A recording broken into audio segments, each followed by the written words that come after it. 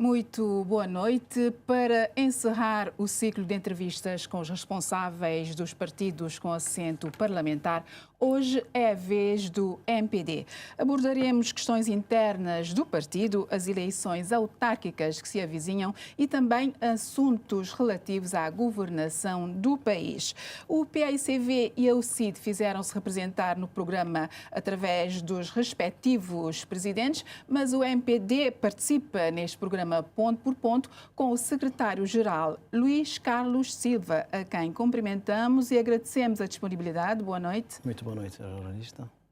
Então, o MPD neste momento está a governar o país desde 2016, digo. Normalmente, depois de 2 mandatos, costuma-se dizer que em Cabo Verde o partido que governa começa um certo nível de desgaste e determinados dossiês podem estar a contribuir para esse desgaste. Que alegações tece neste concernente? Muito obrigado, senhora jornalista, pelo convite. Permita-me, antes de mais, cumprimentar a senhora jornalista, cumprimentar os técnicos que viabilizam esta transmissão e cumprimentar todos os cabo-verdianos que nos assistem no país e na diáspora. Os resultados eleitorais de Cabo Verde ainda não permitem que nós possamos estabelecer um ciclo.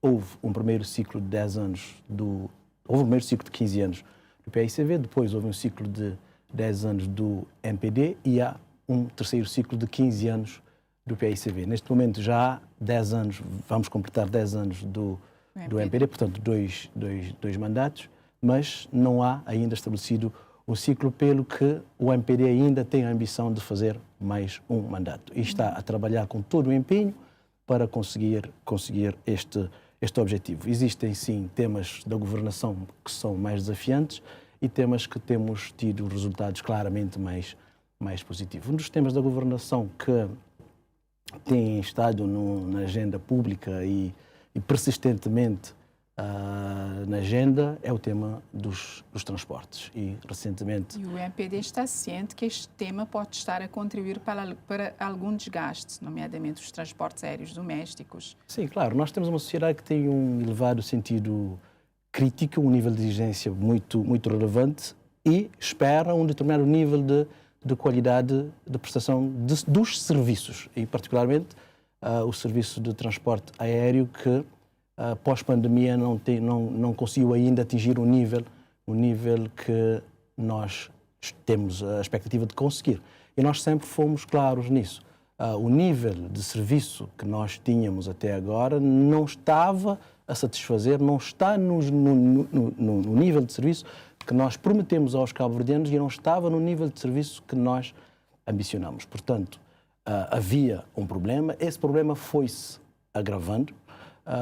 Penso que há um facto que também contribuiu para a perda de qualidade de serviço e para os riscos que nós tínhamos vindo a assistir, os riscos de inoperância no setor, que é um aumento substancial, eu diria mesmo exponencial, do setor do turismo. O setor do turismo tem números trimestrais a rondar os 200 e 250 mil entradas trimestralmente. No último trimestre de 2023, no quarto trimestre, Cabo Verde fez 347 mil turistas. E no primeiro trimestre de 2024, nós conseguimos fazer 443 mil turistas. Estes 443 mil turistas é metade do que foi feito no ano de 2019, o melhor ano antes de 2023. Mas também temos notado... o facto das companhias aéreas, por exemplo, estarem a entrar no país, depois desistem, entram, desistem. Isto não tem nada a ver com o nível do turismo. Não, no passado várias companhias entraram e saíram. Pode estar ligado a fatores conjunturais que têm a ver com a dimensão do mercado, que, de certa forma, pode ser resolvido com a quantidade de turistas e se nós conseguirmos que os turistas circulem pelo país. Neste momento, nota-se claramente que há uma maior circulação dos turistas. Eu, particularmente aqui na praia, nunca tinha visto tantos turistas a circularem pela cidade, mas também fui a Santo Antão, é a mesma coisa, fui a São Vicente, é a mesma coisa. Portanto, essa sobrecarga, eu diria sobrecarga de turista que está a pesar sobre o setor de transportes aéreos, pode ter pressionado a companhia que estava por não ter capacidade de responder à altura à demanda necessária. Mas houve problemas que foram alastrando e tivemos até denúncias de situações que podiam pôr em risco a segurança do setor e a reguladora decidiu suspender a licença de operação da companhia, mas Cabo Verde e o governo de Cabo Verde agiu preventivamente e criou uma almofada. E quando a companhia decidiu suspender a sua operação, o país não ficou sem operação e o país tem neste momento um volume alto de circulação de passageiros e de quantidade de voos. Critica-se também uma certa incoerência da governação MPD no domínio dos transportes. Por exemplo, depois de ganhar as eleições em 2016, retirou a TACV dos transportes aéreos domésticos e agora a TACV volta a entrar nessas linhas domésticas. Criticas esta falta de coerência? Eu não acho que existe incoerência. Eu acho que existe coerência e muita vontade para resolver o problema. Testou-se uma determinada solução, tivemos a pandemia derrubou a solução, voltou-se a tentar a mesma solução com um novo parceiro e este parceiro, ao fim deste período de teste, viu-se claramente que não estava a conseguir responder à altura das necessidades. Neste momento há uma ponte entre uma solução e a próxima solução. A próxima solução já foi basicamente anunciada pelo Primeiro-Ministro, vai se constituir uma empresa para o transporte doméstico. Inicialmente será uma empresa pública, vai se reforçar a disponibilidade de aeronaves. Temos nesse momento 2 aeronaves a fazerem a interligação entre as ilhas, vai-se reforçar essa capacidade e vai-se aumentar a disponibilidade de lugares para o transporte doméstico. Mas introduziu-se já em março, penso eu, introduziu-se o Decreto Legislativo 5/2023 que estabelece as bases da obrigação do serviço público. Portanto, vai-se introduzir a obrigação do serviço público com a devida compensação à companhia. Penso que há efetivamente problemas que são estruturais e esses problemas que são estruturais têm que ser contornados. Mas desde 2016 tem estado a testar soluções no domínio dos transportes. Foi implementada uma solução. Os utentes podem ficar Foi cansados. implementada uma solução que funcionou até 2019. Estava a funcionar bem com a Binter. Houve a pandemia, a Binter não quis suportar os custos da pandemia, mas o governo teve que suportar os custos da pandemia. O governo não tinha a opção de não suportar os custos da pandemia. Ultrapassamos a pandemia, voltamos ao mesmo modelo com um novo parceiro. Esse novo parceiro não conseguiu dar as respostas esperadas e as respostas exigíveis.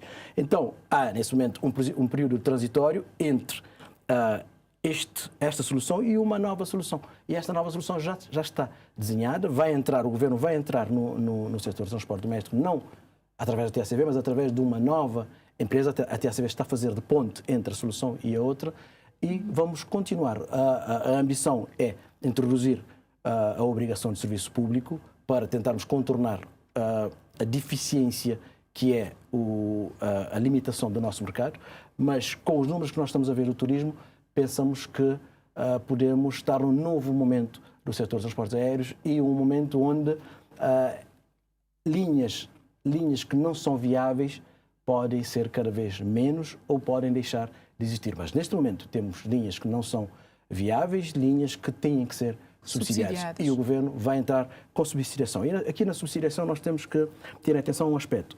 A subsidiação não é ao setor, a subsidiação não é à companhia, a subsidiação é à passagem. A subsidiação é para que as pessoas que não podem pagar a totalidade da passagem paguem uma parte e o governo entra com uma outra parcela. Portanto, nós acreditamos que o setor de transporte está a entrar num novo momento. Tivemos precalços, mas a convicção nunca alterou. Existe a convicção de que é possível ter um setor de transporte aéreo doméstico funcional, que garanta qualidade em segurança e que possa, sim, ser um ativo para o país e não ser um limitador do país ou um limitador da economia do país. Nós temos o setor do turismo, que é o motor central da nossa economia. Esse setor pode gerar mais-valias para os demais setores, pode arrastar a economia, mas para isso acontecer é preciso que seja aberto a possibilidade dos turistas circularem entre as ilhas a um preço competitivo. Portanto, Cabo Verde também vive uma onda de reivindicações de várias classes profissionais, professores, profissionais de saúde e mesmo da comunicação social, devido a salários baixos, PCCS e progressões e promoções em atraso. Como vê este pulsar das coisas neste momento? Nós encaramos essas reivindicações com toda a naturalidade. Nós estamos num país livre, e as pessoas têm liberdade de expressão e particularmente classes que foram abandonadas durante muito tempo. Nós temos a classe dos professores, mas também podemos falar da classe dos polícias, do pessoal da saúde, classes que viram os seus setores congelados, não se fazia progressões, requalificações, aumentos de salários muito precário.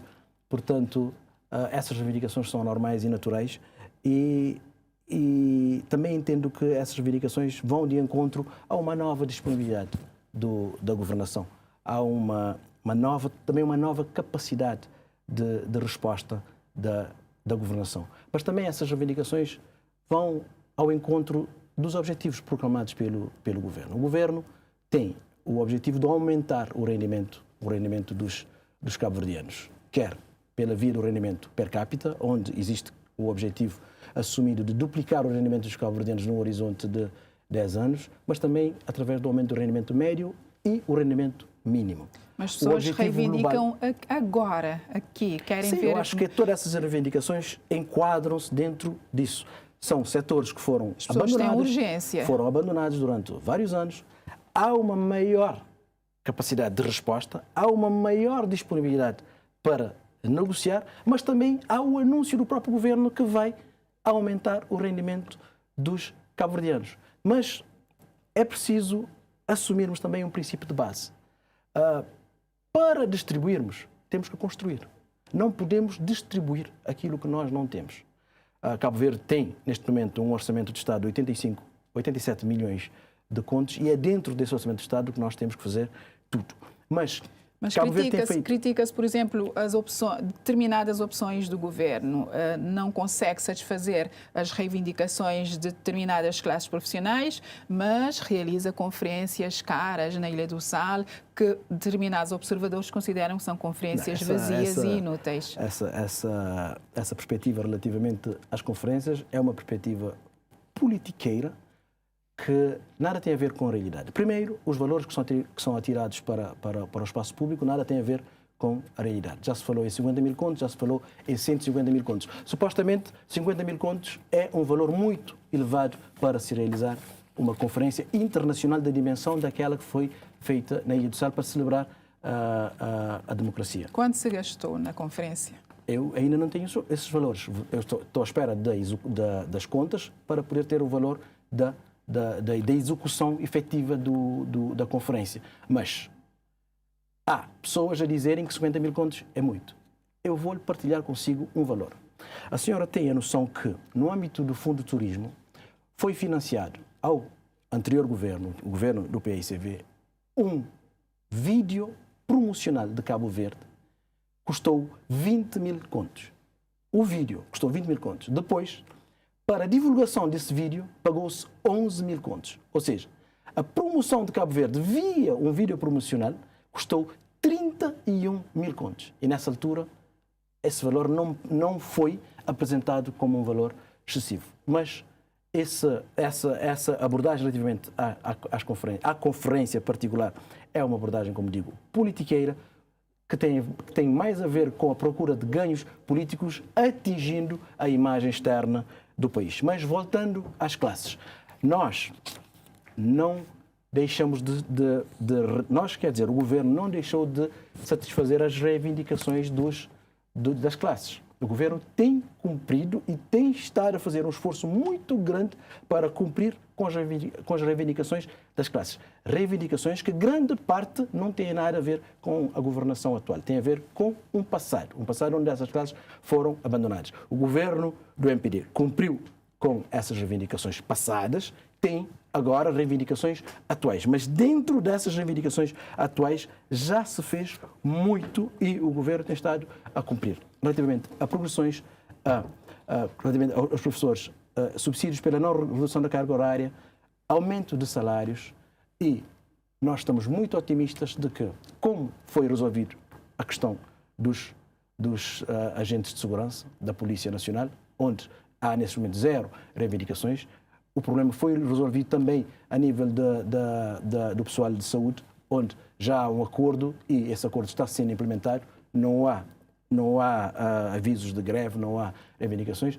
Para os professores, também nós estamos otimistas de que o problema vai ser resolvido, as partes estão a aproximar-se, o fosso que existia entre os lados está a reduzir-se e, pelas informações que nós temos nesse momento, grande parte das reivindicações já estão acolhidas, só falta a questão do aumento do salário, mas os valores estão a aproximar. E neste momento, a diferença entre aquilo que o governo propõe e aquilo que os sindicatos estão a reivindicar, a diferença está em menos de 10 mil escudos. Portanto, já há a garantia de um aumento de salário substancial para os professores, na mesma linha do que está a acontecer um pouco por todos os setores.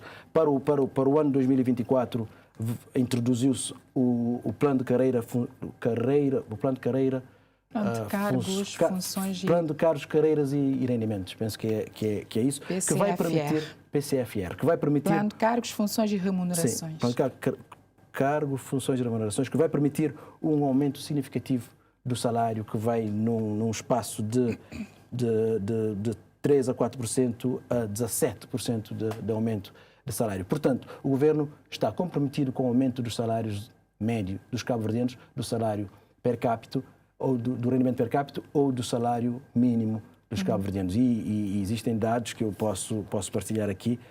Por exemplo, a nível da massa salarial. De 2010 a 2015, houve um aumento de 3,3 milhões de contos. De 2016 a 2021, o aumento da massa salarial foi de 4,6 milhões de contos, 1,3 milhões de contos a mais do que nos últimos 5 anos. Em termos de salário médio, de 2016 a 2021, já temos um aumento de 16,8%. O salário mínimo em 2016 já era de 11 mil escudos, em 2024 já é 16 mil escudos para a função pública e 15 mil escudos para a função privada. Pendências laborais, pendências dos setores, estamos a resolver, já foram resolvidas várias pendências, portanto, estamos expectantes de que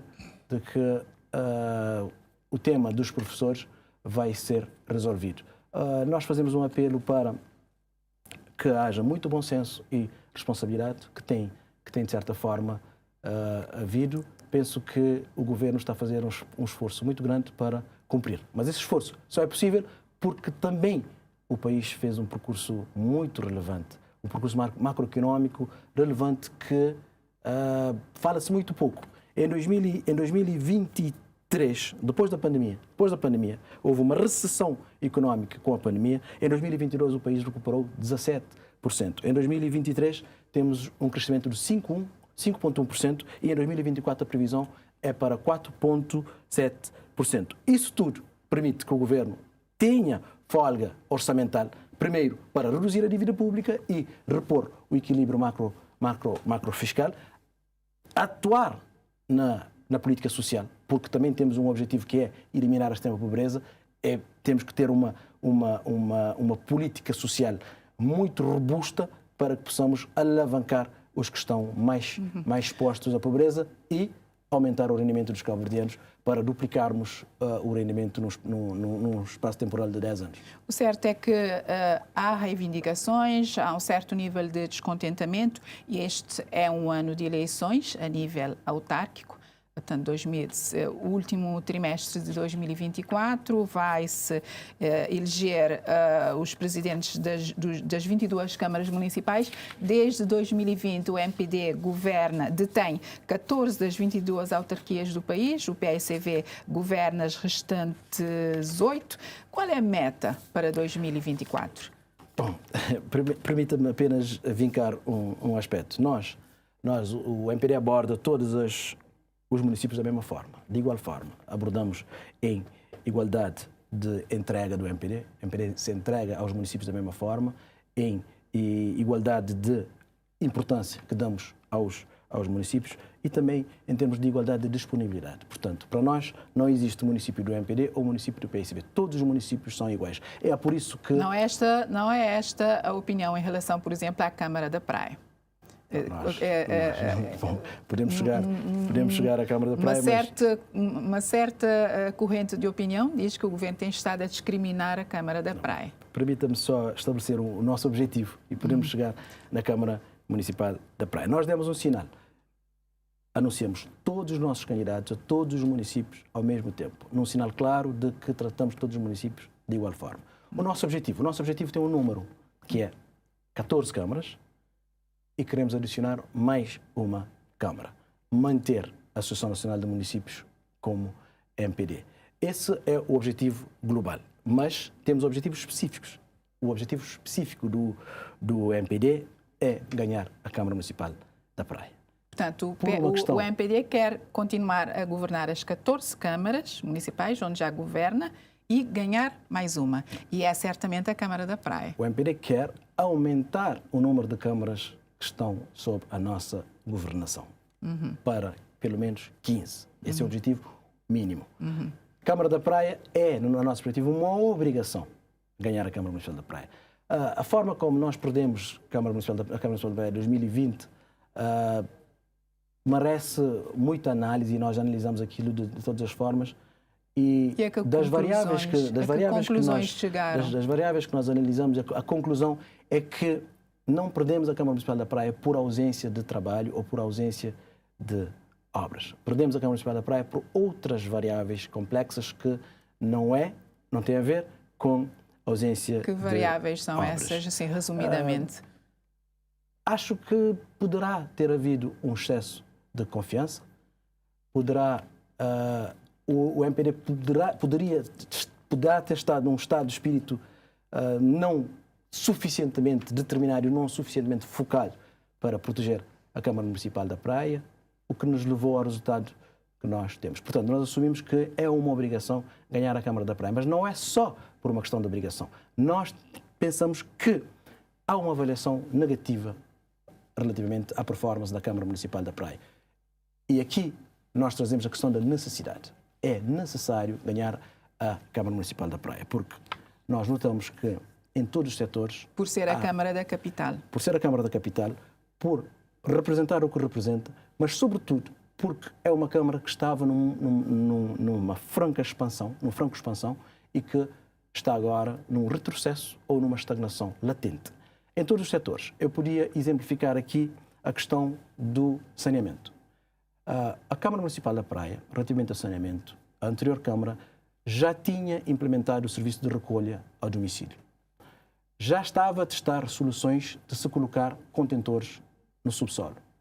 E hoje descontinuou-se o serviço de recolha ao domicílio, não se introduziu nenhuma inovação, a única coisa que se faz é tentar fazer a recolha de lixo com práticas nunca antes visto. Por exemplo, trabalhadores a fazerem a recolha de lixo sem nenhum material de proteção, a recolha de lixo feito em dinas, com os lixos a vazarem por toda a cidade. Portanto, não há no saneamento nenhuma inovação. Mas também podemos falar de, por exemplo, desporto. Não há neste momento, na Câmara Municipal da Praia, a construção de nenhum campo desportivo, nenhuma placa desportiva. As placas que foram construídas às dezenas estão a deteriorar, em estado avançado de deterioração, mas há um caso paradigmático de incompetência da Câmara Municipal da Praia, que é uma placa desportiva que existe no Paiol. Com as chuvas de 2020, aquela placa desportiva perdeu uma parede. A parede caiu e a placa ficou sem parede. Sem parede não pode ser utilizado porque há uma ribeira. E até hoje, aquela placa está ali sem a parede. Esta parede deve custar 400 contos. Mas a alegação que a atual Câmara da Praia dá, a Câmara de Francisco Carvalho, é que o governo tem estado a bloquear a governação desta autarquia, por isso não conseguem avançar. A Câmara Municipal da Praia tem um orçamento próprio de 3 milhões de contos.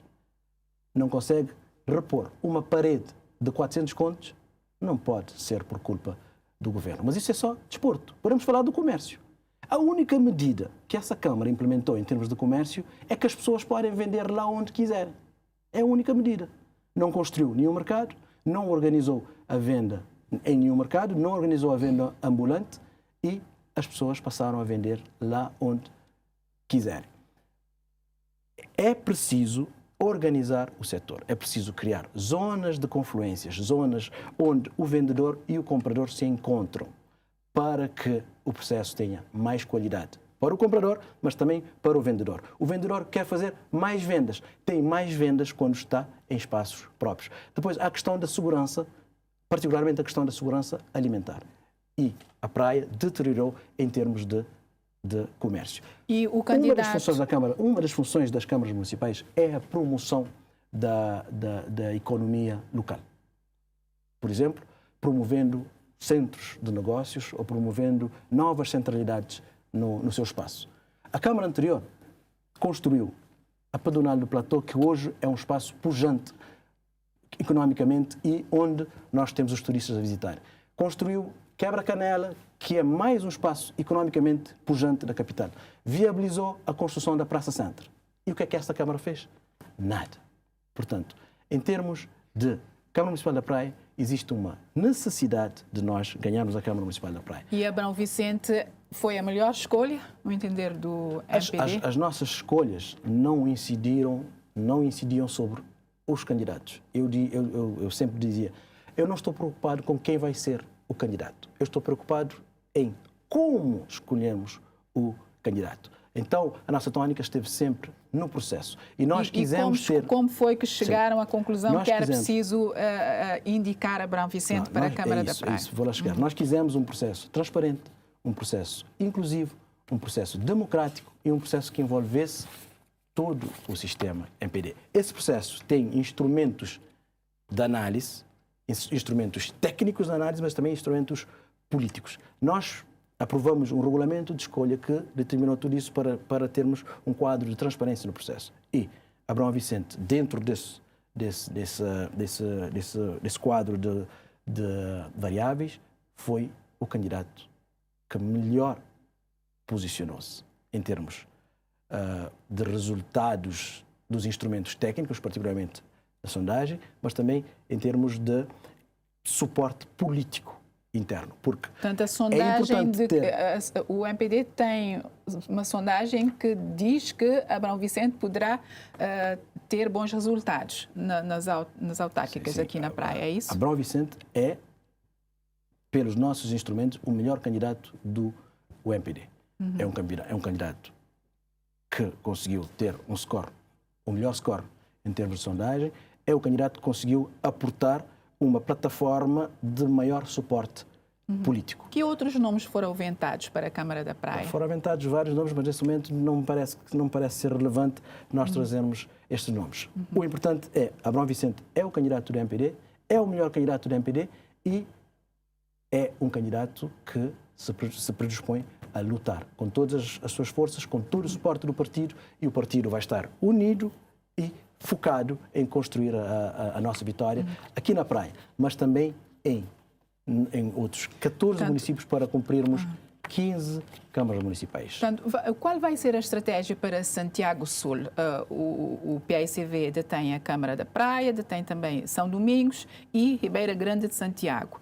Tem outra Câmara também importante na Ilha de Santiago, que é a Santa Cruz, Tarrafal. Portanto, qual vai ser a estratégia para Santiago Sul, concretamente? A nossa estratégia será igual em todo o território nacional, porque pensamos que os instrumentos que se devem usar na campanha são os instrumentos legais, são os instrumentos que a lei permite e são os recursos que o partido disponibiliza dentro de um quadro de legalidade. Portanto, não é expectável que candidatos que estejam nas câmaras municipais utilizem outros meios que não sejam os mesmos meios que os outros candidatos quando utilizam. Diz estratégia, é estratégia para convencer o eleitorado. De igualdade. A nossa estratégia será claro. As pessoas hoje podem fazer uma avaliação comparativa, particularmente aqui no caso da praia. As pessoas podem fazer uma avaliação comparativa entre a anterior gestão e a atual gestão. A questão de ausência de execução, ausência de obras. Nós temos o entendimento de que há aqui na praia uma avaliação negativa relativamente à gestão dos últimos 4 anos. E depois há o agravante. Há o agravante que são as imensas denúncias que surgiram, que vieram ao público, denúncias de foro interno ao próprio partido que suporta a Câmara Municipal, denúncias de foro interno à própria Câmara Municipal. Tivemos um diretor de auditoria da Câmara Municipal que fez denúncias gravíssimas, denúncias que deram aso a um processo de foro criminal que está em andamento. Temos um presidente da Câmara da Praia atualmente que tem julgamento marcado para perda de mandato por ilegalidades graves cometidas ao longo desses 4 anos. Temos um presidente da Câmara Municipal da Praia que não respeita a lei, usurpa poderes, altera a interpretação da lei em função do seu próprio interesse, introduziu a aprovação do orçamento pela primeira vez diretamente na Assembleia Municipal, introduziu o voto de qualidade numa reunião da Câmara Municipal. Portanto, nós temos argumentos mais do que suficientes para podermos fazer um bom processo, mas as eleições só são ganhas depois do resultado final. Portanto, e a disputa também em São Vicente será acirrada entre o Pacha, o candidato do PSV, um líder carnavalesco, bem popular, o António Monteiro da UCID, Augusto Neves, candidato do MPD, e ainda não se sabe se haverá algum independente. Em São Vicente também será dura a campanha. A disputa eleitoral é sempre dura em qualquer parte do território nacional. Temos que abordar o processo com seriedade, com foco, com determinação e com muito trabalho, quer seja na Ilha da Brava, quer seja em Ribeira Grande de Santo Antão. E São Vicente não é diferente. E São Vicente tem um historial de resultados sempre muito equilibrados. Aliás, temos nesse momento uma situação de maioria não absoluta. Não temos uma maioria absoluta na Câmara Municipal de São Vicente, o que levou a um bloqueio funcional na Câmara Municipal de São Vicente. Penso que... E mesmo tendo em conta esta situação, o MPD insistiu no mesmo candidato. Por quê? Porque voltaram a escolher Augusto Neves para a Câmara de São Vicente? Primeiro porque nós não temos o entendimento de que o Augusto Neves tenha papel no bloqueio que aconteceu na Câmara Municipal da Praia. Mas em 2020 não conseguiu maioria. Não conseguiu a maioria, tanto é que tem sido difícil governar a Câmara de São Vicente com impasses que, nomeadamente, impedem, por exemplo, a aprovação do orçamento e do plano de atividades.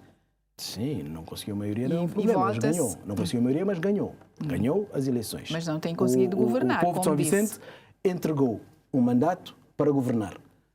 Primeiro, como presidente Augusto Neves e ao CID e ao PICV, mas particularmente ao CID, para co-governar. Mas o Augusto Neves não tem conseguido governar devido a esse impasse. Porque Augusto Neves foi vítima de um bloqueio dos dois partidos que compuseram ali uma frente contra a Câmara Municipal de São Vicente. Bloquearam o orçamento, não deixaram o Augusto funcionar. O Augusto funciona neste momento em regime de duodécimos.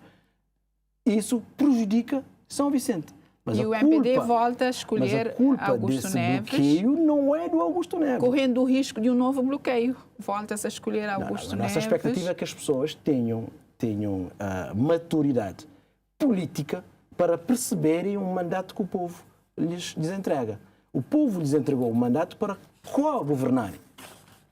E eles utilizam o mandato para bloquear o Augusto Neves. O Augusto Neves não tem a culpa. Quem resolve esse problema é o povo de São Vicente. Existe o facto também de Augusto Neves estar à frente da Câmara de São Vicente há 3 mandatos, há 14 anos praticamente. Portanto, 3 mandatos como dois mandatos como presidente e depois 2 anos a substituir a Isaura Gomes, praticamente 14 anos à frente.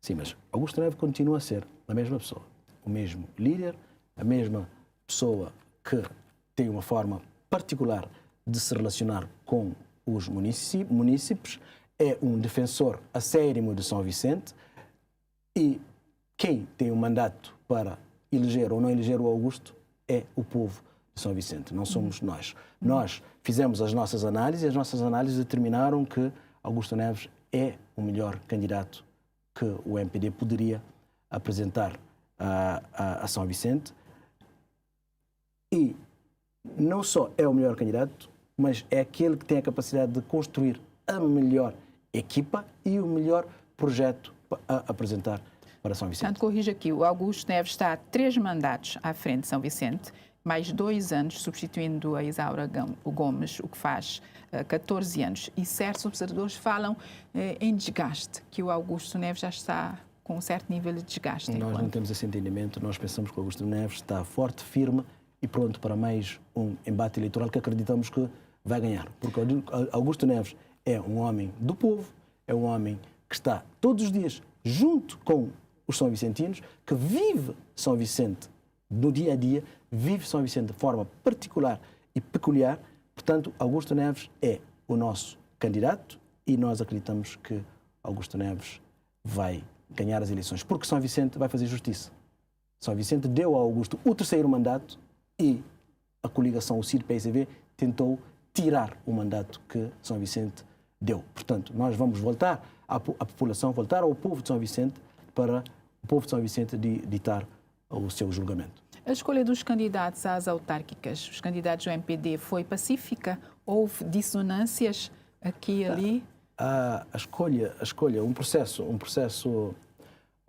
dessa dimensão, desse tipo, onde há diversas vontades, há diversos interesses, há ambição, e particularmente num partido como o MPD, um partido que nasce da liberdade, um partido que nasce para instalar a democracia em Cabo Verde, é normal e natural que seja um processo que possa gerar alguma fricção.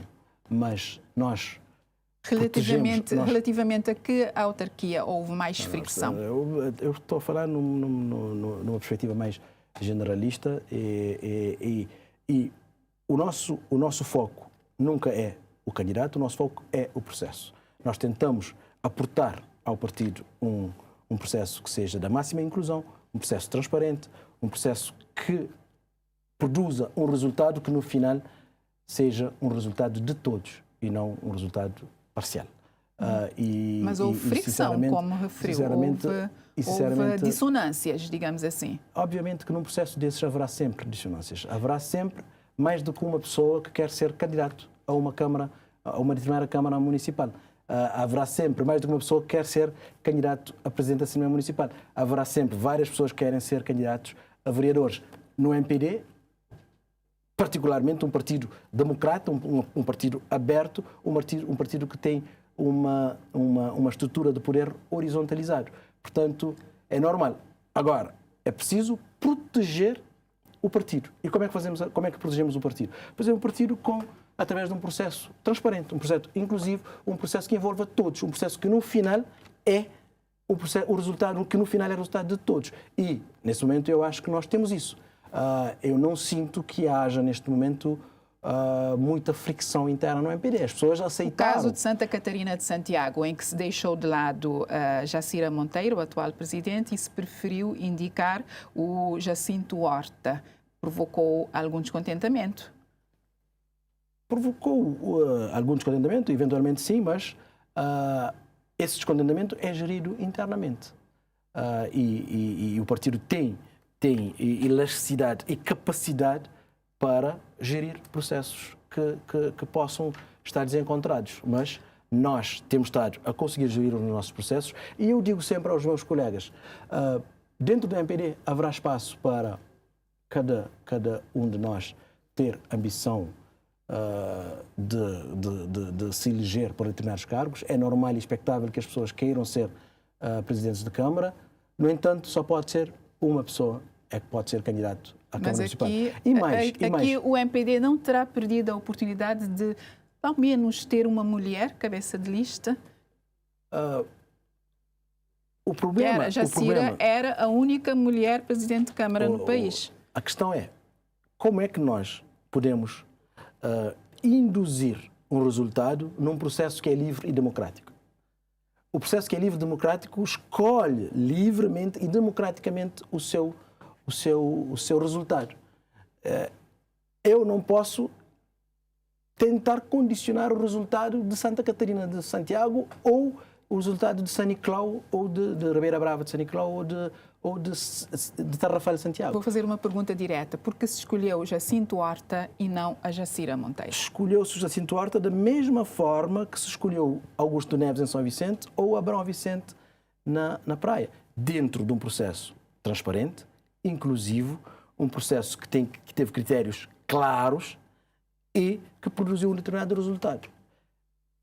Esse processo contou com instrumentos também, de análise. Nesse caso também a sondagem contou? Claro, a sondagem é um dos instrumentos de análise. E a sondagem dava melhores resultados a Jacinto Horta, é isso? A sondagem é um dos elementos da sondagem, do processo. Quais foram os outros elementos? Há uma análise política, uma avaliação política, há uma avaliação que tem a ver com a capacidade de mobilizar o partido a nível local, há uma perspectiva de não podemos abordar só o candidato, temos que abordar a equipa e temos que abordar o projeto que vai ser apresentado, porque é tudo isso que o MPD depois vai apresentar ao eleitorado. E neste momento nós já ultrapassamos essa fase de escolha dos candidatos à Câmara Municipal. Há cerca de um mês atrás apresentamos os nossos nomes. Estamos nesse momento a trabalhar, quase a terminar, já estamos praticamente a terminar as escolhas dos presidentes das Assembleias Municipais.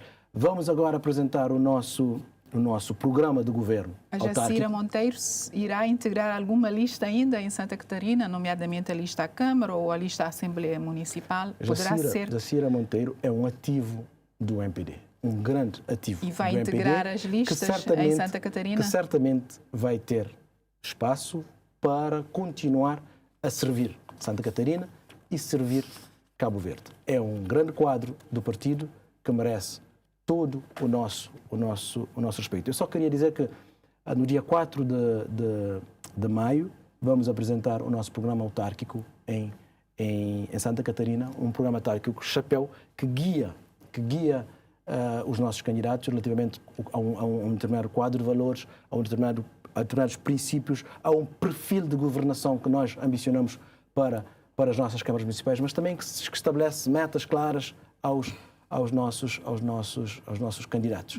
E metas essas que depois, valores, princípios, metas que depois são transferidos para os programas autárquicos locais que serão apresentados às pessoas e à população. Assim, muito rapidamente, como é que reage à crítica de que, sendo o MPD, o governo do MPD, quem impulsionou a lei da paridade em 2019, não tenha escolhido uma mulher cabeça de lista para as eleições autárquicas de 2024?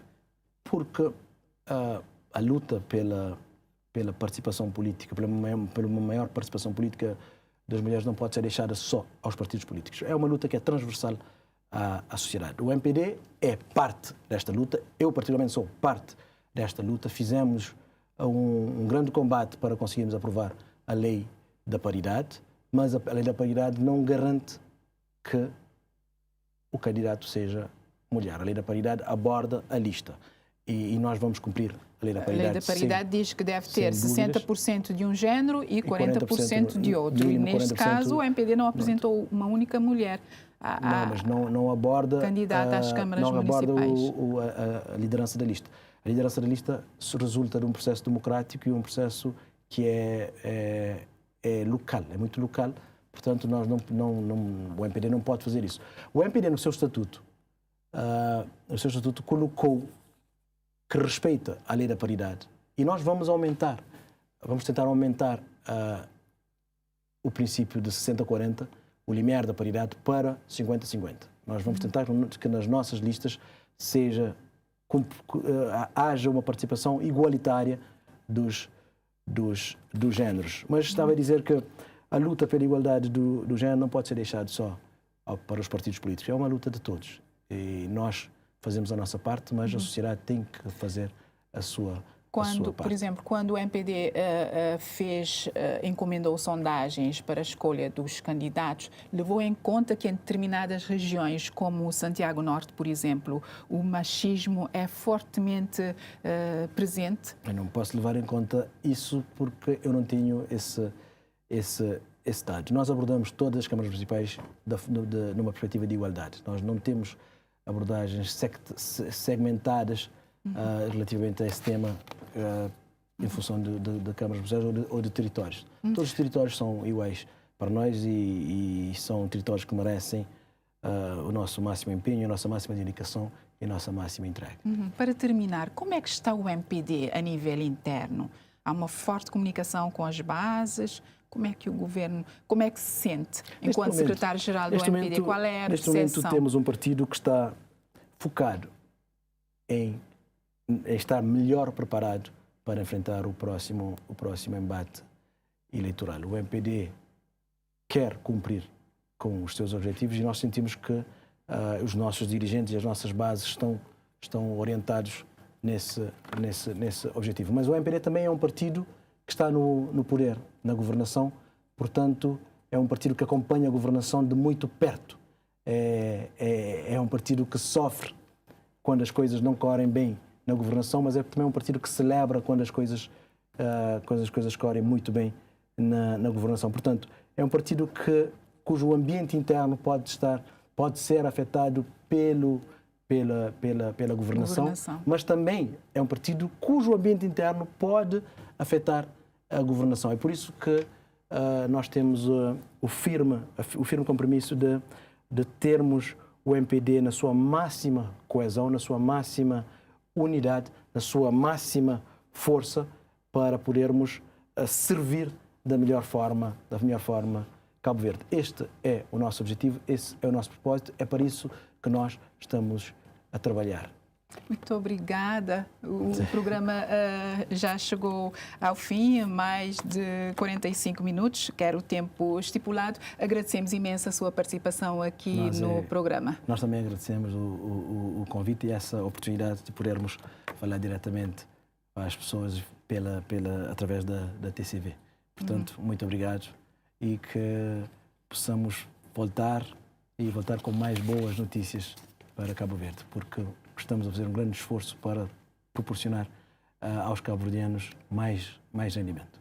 Obrigada mesmo e tenha uma muito boa noite. Encerramos assim o ciclo de entrevistas aos responsáveis dos partidos com assento parlamentar, PAICV, MPD e o CID. Para o próximo programa prometemos trazer a temática Campo de Concentração do Tarrafal, que está a comemorar os 50 anos do encerramento. É a TCV a tentar seguir sempre a atualidade nacional. Boa noite